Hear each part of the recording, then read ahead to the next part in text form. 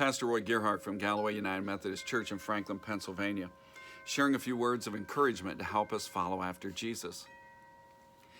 When you start into a mystery, whether it's a novel or a movie or some other show, a lot of the events at the beginning don't make a lot of sense, or they don't seem to be significant, and they often don't seem to be connected at all. It's only at the end, when you get the big reveal and the mystery is solved, that you see how everything was connected. And sometimes you wonder how in the world you even missed it. Well, reading the Bible can be very much like that.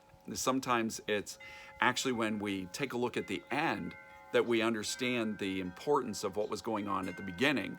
And then the beginning suddenly begins to really make total sense out of everything. It solves the mystery, answers all of our questions.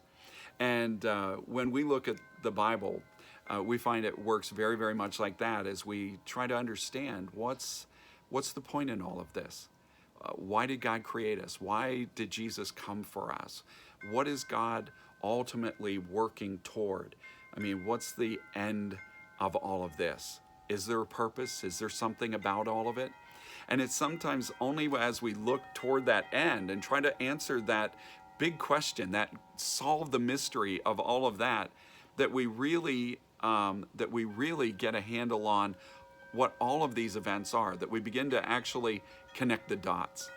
And one of the things that's been hitting home for me is we've been looking back in the scriptures of Genesis and seeing the whole beginning of life and God's creation put together.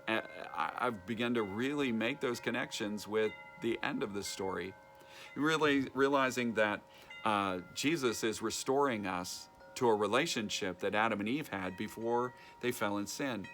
Realizing that this is a story then of all of our lives. Each of us has had that fall and have lost the relationship that we could have with God and need Jesus as that one who would restore us.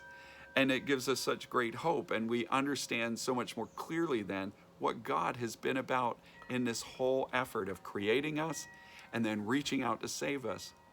Noah's Ark is referred to by Jesus saying, hey, at the end of everything, before I bring a closure to history in this world as we know it, things will get to be just as they were back in the days of Noah.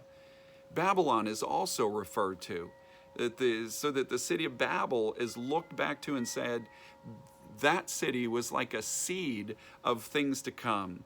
And when we get to the end, we realize that we've already seen a preview of this with Babel.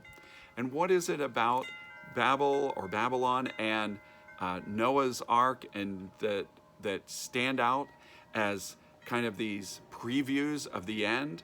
And the way that the world is headed was already kind of in a seed form in them.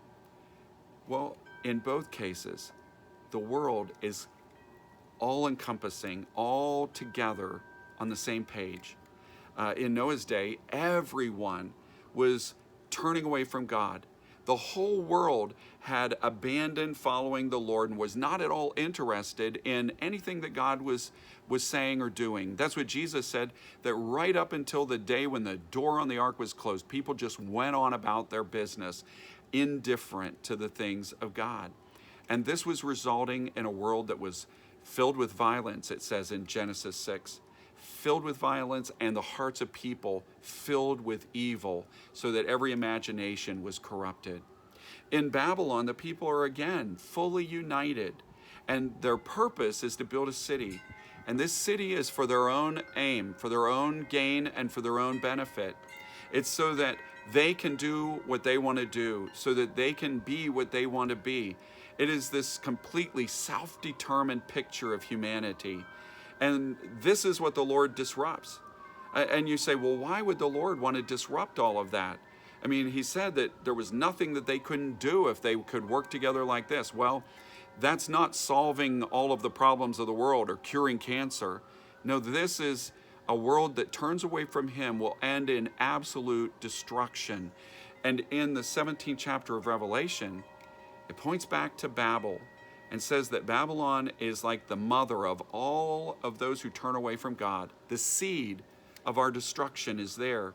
because in Revelation 17, we realize that Babylon there is described just as it was in the days of Noah, a source of absolute corruption, of total comprehensive rejection of God that leads to total and comprehensive evil in the world. That's a picture of things at the end that are there in seed form in the beginning. And it tells us that if God had not intervened in those events, that the world might have come to an end far, far sooner.